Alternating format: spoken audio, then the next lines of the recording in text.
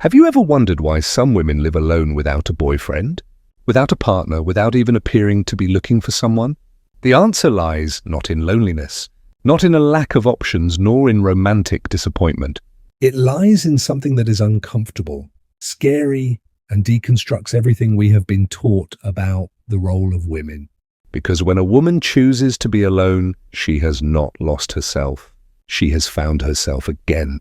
And this rediscovery does not bring applause, likes, or company. It brings silence, strength, and a kind of freedom that most people don't yet understand. No, she's not lonely. She's not fussy. She's not cold. She's just tired of burning for people who were never ready to warm up.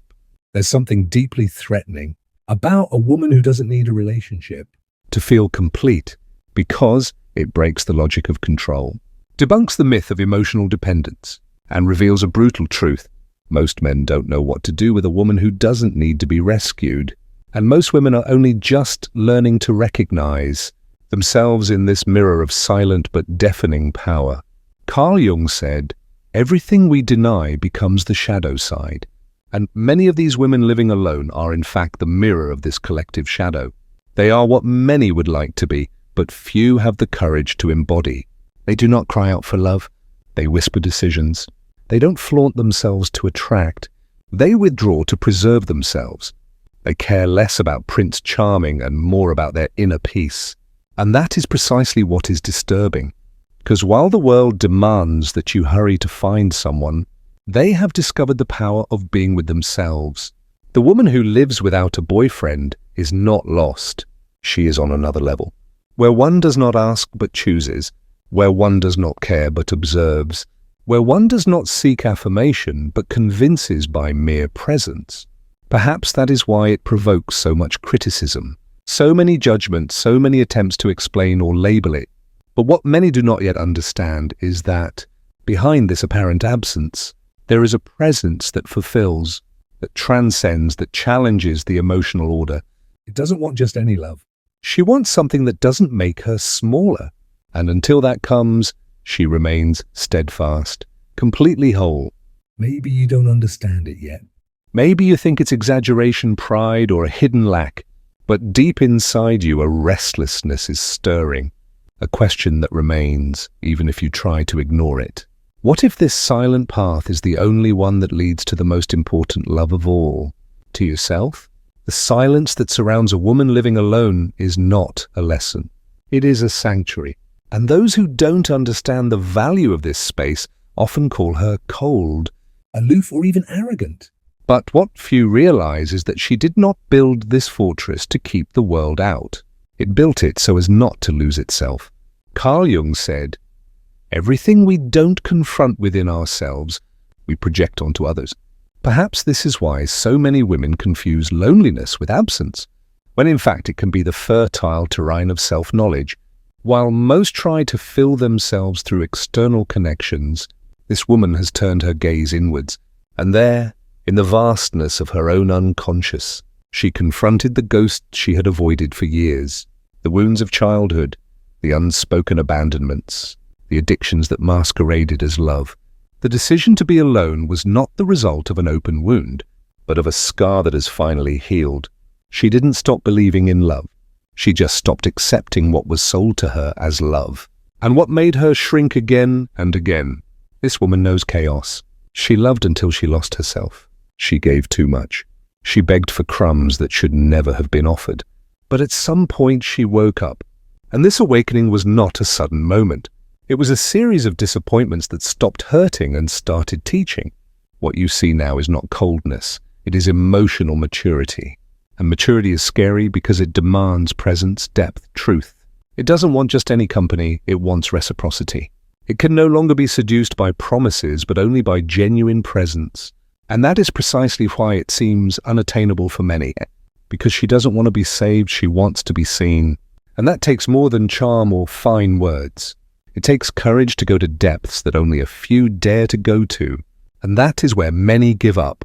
Not because she is difficult to love, but because she is complete. And when a woman becomes complete, she evokes two extremes in the world: admiration and fear. Admiration in those who also strive for this wholeness, and fear in those who still live in halves, hoping that someone will complete them. It does not want to complete anyone. She wants to overflow together with someone who has also already found themselves. Until then, she remains alone, not out of fate, but out of loyalty to her own soul. This woman is not hiding, she is protecting herself. There is a huge difference between withdrawal and self-protection, but the world hardly understands it. A world that still preaches that happily ever after only exists in a couple. Society often looks with suspicion at those without a partner, as if loneliness is a sign of failure. Yet, as Carl Jung said, where the conventional prevails, there is little room for the genuine. And this woman doesn't live in ordinary molds. She lives a life that comes from her own essence. She often hears these sentences from her environment. You are too picky. You should be a little flexible. Nobody is perfect. The only response he gives is a serene, confident, slightly wry smile, because he knows that what most of them describe as high standards are actually the minimums that he has realized over the years that he deserves. He's not looking for perfection. She is just waiting for someone mature enough to carry love without breaking it. Someone who has completed their own inner journey. Someone who has come to terms with who they are, just like she has. And let's face it, we don't meet such people on every corner. The uneasiness he creates is not because of what he says, but because of his stance. Because he leads a way of life that proves that you can be happy without depending on someone else. And this unmasks many masks. For some men who feed on women's insecurity, this is threatening. For some women who still exist on external approval, it feels like an involuntary judgment. But its purpose is neither to challenge nor to resist. It simply exists, and the mere presence of a free spirit is a shocking mirror for all those who continue to live with their inner chains. This woman takes her time. She does not try to speed up the process to please others. She listens to her own rhythm, and that is precisely why she triggers a silent rage in a society that wants everything to happen quickly. She seeks depth while the world chases distractions. She wants presence while the world only offers superficial availability. She wants soul connections while others struggle to look interesting in the next Instagram story. When she says no, it's not a game, it's truth. If she walks away, it's not drama, it's self-protection. If she'd rather stay home alone than go out with someone who's empty inside, it's not arrogance. It is clarity, and this clarity, which she has conquered with pain and dedication, is her greatest revolution. For she does not live to please, she lives to be herself. And it is precisely this simple act of being that makes her so dangerous to the system. Perhaps it is not her loneliness that disturbs so many, but the peace she has found within herself. Carl Jung taught that those who look outwards are dreaming, but those who look inwards awaken. And this is exactly the journey she has embarked on. It was not an easy path. It was an arduous process of unmasking, confronting emotional dependencies and rebuilding piece by piece. She no longer defines herself through someone else's eyes. She sees herself through her own eyes, and that changes everything. How often have you asked yourself whether being alone means failure or freedom? How often have you had to justify yourself because you didn't have a partner? This woman has also experienced this. She felt wrong in a world that idealizes couples, even if they are unhappy. But one day she understood that it is better to be alone than invisible in a relationship. And on that day, she made a pact with herself. Never again would she settle for less than she deserved. This woman's path is not straightforward. There are days of doubt, moments of longing, nights of silence, but there is also a strength that grows with every conscious decision. She has learned that true love doesn't imprison, doesn't take over, doesn't manipulate. The love she seeks is the kind that liberates, that complements, that carries without crushing. And until this love manifests itself, she continues to grow alone, not out of pride, but out of integrity. This woman is the living embodiment of Jung's individuation. She has broken, confronted the shadow, descended into her unconscious and returned stronger than ever. And now that she recognizes herself, she will never want to be half again. She is not looking for someone to complete her. She is looking for someone to share consciousness with. This is scary because it demands emotional responsibility. And unfortunately, few are willing to love like that. Most still love out of lack, out of possessiveness, out of fear. If she walks alone today, it is because every step she takes is an expression of her inner growth. Every no she says is an act of self-respect.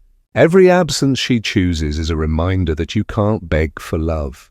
She no longer has to prove anything to anyone. And this certainty, born from the depths of her soul, changes everything around her. Because a woman who has found herself again becomes dangerous. Not because of her weapons, but because of her clarity. The woman who now lives without a partner is not the same woman who once begged for love. Something inside her is broken. And this very breaking was her liberation. Because sometimes it is only in breakdown that the soul rearranges itself. Carl Jung once said that the tree that wants to grow to heaven must also have roots that reach to hell. And that is exactly what she experienced. She descended into the hell of her own history, confronting ancient fears, inherited pain, traumas that were not only her own, but those of all women before her. She broke old patterns, said no to relationships that kept repeating the same toxic script. She learned that it wasn't her job to heal anyone, to save anyone, or to settle for emotional bread and butter just out of fear of being alone. And when she stopped accepting, the world tried to convince her that she was wrong, but she persevered. She was once unsure, then awakened, and now untouchable. Those who have faced the depths of their own darkness no longer fear being shattered. She has learned to draw strength from silence and find comfort in her own presence. This woman is not distant. She's simply no longer easily overtaken. There's a vast difference between opening one's heart and being torn apart. She still opens, yes, but only to what is sincere, not to polished lines or hollow intentions. She has witnessed enough to recognize authenticity from performance. Her inner compass is sharp now, almost surgical. Her energy acts as a natural gate. Anything that lacks substance is sensed long before it gets close, and she steps away without hesitation. Her transformation isn't something visible. It's something primal. It's as if she's tapped into an ancient knowing that women were never meant to be confined or shaped, but to express fully, to overflow with their truth. And in that remembering, something powerful reawakened within her. A wild woman, intuitive, emotionally sovereign. A woman who may be alone but never lost. She is connected to something greater, to her own destiny. And as much as people try to pigeonhole her as cold, difficult or unfeeling, none of that sticks to her. Because she no longer lives to belong. She lives to expand. She no longer fights for attention. She radiates presence. She doesn't wait to be chosen. It chooses itself. And it is precisely this reversal of logic that confuses those who still want to control the feminine. But she is no longer there. She has gone through the gate. And on the other hand, she has discovered that a true relationship only begins when you have loved yourself enough not to need anyone. There is something sacred in the way she moves through the world. She needs no applause, no public affirmation. Her security is silent, and it is in this silence that her power resides. Carl Jung said that everything we confront within ourselves eventually manifests itself as our destiny, and perhaps that is why by choosing herself again and again, this woman has become a mistress of her own destiny, a destiny that few understand but many secretly envy. She no longer tries to fill doctrine with promises or convince others that she is lovable. She no longer begs for space in someone else's life, because she has learned that true presence is not begged for, it is invited. And if this invitation does not come from the truth, she does not accept it. She does not react with anger or resentment. She simply withdraws with the dignity of a woman who has lost herself too many times to allow the same pain to happen again. What many don't understand is that this woman wants to love. She wants to be embraced, touched, chosen, but she wants it without losing herself, because she has spent too much time trying to fit into molds that were far too small for the size of her soul. Today, she only gives herself where there is room to be whole. And that requires a maturity from the other person that goes far beyond romance. It requires awareness. It requires facing up to one's own shadows and still choosing love. It does not seek fairy tales, it seeks a soul connection, an exchange in which there is neither dominance nor submission, where both can grow alongside each other without diminishing themselves, without denying themselves, without giving up their dreams. And if that seems unattainable to some, that's okay, because she prefers to wait rather than feed on emotional crumbs. To many, this may sound like arrogance, but it's just self-love in its purity. We are facing a new archetype of woman, a woman who has decided against superficiality to dive into the depths, who has grown tired of being merely desired and has begun to be respected, who has chosen to be alone, not because she has given up on love, but because she has finally understood that true love never demands self-denial. And when a woman realizes that, her whole universe changes. She doesn't need to raise her voice to be noticed. Her presence alone carries weight. It speaks volumes before she utters a single word. Wherever she shows up, the energy subtly shifts, not forcefully, but undeniably. Carl Jung once said, "A tree that seeks the light of heaven must send its roots down to the depths of hell." That's the path she's walked. She descended into the darkest corners of her own story, came face to face with buried fears, carried pain passed down through generations, pain that wasn't solely hers, but belonged to the women who walked before her. She broke the cycle. She ended ties that only repeated the same harmful patterns. She came to understand that it was never her responsibility to rescue others, to be the healer, or to accept emotional crumbs just to avoid solitude. And when she finally stopped tolerating what hurt her, the world pushed back, told her she was mistaken, but she held her ground, at first uncertain, then aware, and in time unshakable. Because those who have endured a war within themselves are no longer afraid of being tested. She has learned to nourish herself from silence, to give herself warmth. This woman is not unreachable. She just no longer allows herself to be taken in. There is a big difference between opening your heart and giving yourself up. Yes, she opens up, but only to those who come with truth, not with rehearsed talk or promises of teachings.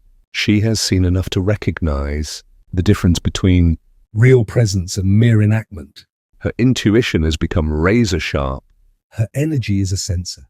She immediately recognizes what does not resonate deeply and leaves. Her transformation is not external, it is archetypal.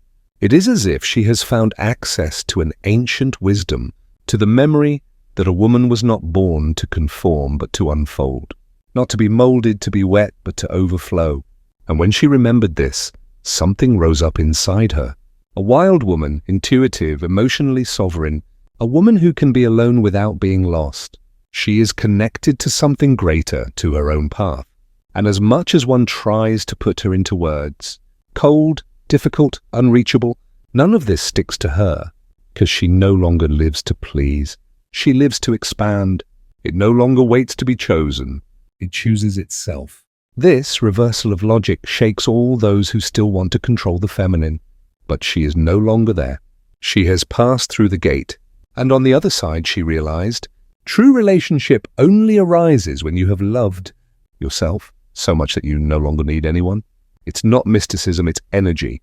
The energy of someone who has survived the toughest inner wars and has decided to return in peace, not because she has conquered all her fears, but because she has learned to live with them without giving in. Carl Jung would say that she did not achieve wholeness by eliminating opposites, but by integrating them. This woman does not reject love. She has only learned not to enter into unbalanced relationships in which she has to diminish herself so that the other can shine. She longs for love, but a love in which her essence is not censored. A love in which she can be light and shadow, laugh and cry, calm and storm, because she has understood that those who only love beauty have not learned to truly love. And those who demand constant sweetness have not understood the necessity of the bitterness that makes us grow. She is too whole to be satisfied with halves, too free to accept prisons that masquerade as care, too sensitive to submit to superficial connections, and at the same time strong enough to walk this path, even if it hurts, is lonely, is not understood. This is the way of the awakened soul, to renounce immediate confirmation in order to make room for a deeper truth. The world fears such women, women who don't need, women who don't bend, women who don't let themselves be molded, because they challenge invisible structures, break old patterns, dissolve emotional contracts that once said, a woman is only worth something if she's not alone. And when she breaks these contracts, when she rewrites her own story, she inspires others. And that is dangerously revolutionary for the system, so she keeps going. Sometimes with tears in her eyes, sometimes with her head held high, but always with both feet firmly on the ground. Because now she knows she is not alone, she is with herself. And after everything she has experienced, that is more than enough. The love that comes afterwards will not be a salvation, but a celebration. It will not fill but overflow. When a woman decides to go it alone, the world tries to convince her that she is wrong. But deep down, she feels something inside her rising up. It is not pride, not rebellion. It is a rare form of wisdom that is only born in silence. The same wisdom that Carl Jung called individuation. The process of becoming who you really are, without a mask, without compromise. And when that happens, nothing on the outside has more power than the truth that beats in your chest. This truth does not have to be loud. It shows itself in how she closes a door without resentment, how she withdraws when a room no longer approaches her, or how she smiles in peace even without someone by her side. Because she has realized that being alone is not a flaw. It is an oath of fidelity to one's own soul, and the soul of an awakened woman does not bow. It does not expire. She does not ask. She is simple, and that is enough. The world will continue to want to tell her that she is missing something. It will offer her distractions, plastic princes, love shop windows. But she has long since seen behind the veil. She has understood that it is not about finding someone, but about never losing herself again. And when this understanding blossoms, everything changes. Lack becomes choice, waiting becomes a path, pain becomes a lesson, and what once shackled now liberates. You can feel it inside you, this restlessness, this spark. Perhaps it was a memory, an old wound, a nostalgia without a name. Perhaps it was the image of a woman you once knew or who you yourself have become. In any case, something inside you is calling out to be seen more deeply. Something that no longer fits into any old mold. Something that, if you let it, can change your view of love, of others, and above all of yourself forever. This woman, who lives alone, is more than just an unconventional profile. She is a living symbol of emotional freedom, a reminder that you can rebuild yourself without haste, without fear, without having to justify yourself. She does not lead, she does not follow. She walks her path alone, untouched, unwavering. And along the way, she leaves small lights behind for others who are just beginning to awaken. If something within you stirred while hearing this, it might be because a part of you is also ready for a different kind of love. A love that begins with making peace with yourself. A love rooted in stillness, presence, and honesty. A love that isn't up for compromise, that doesn't ask or plead, that doesn't wear a mask. And if that love hasn't found its way to you yet, maybe it's because you first had to become the kind of woman who will never again accept anything less than what she truly deserves. If these words reached you at the right time, or woke up a part of you that had been silent for too long, don't keep them to yourself. Share this message with other women who may have forgotten just how powerful they truly are. Like, comment, subscribe to this channel, not by impulse, but by choice. Because when something touches the soul, the least we can do is let it continue to resonate within us and through us.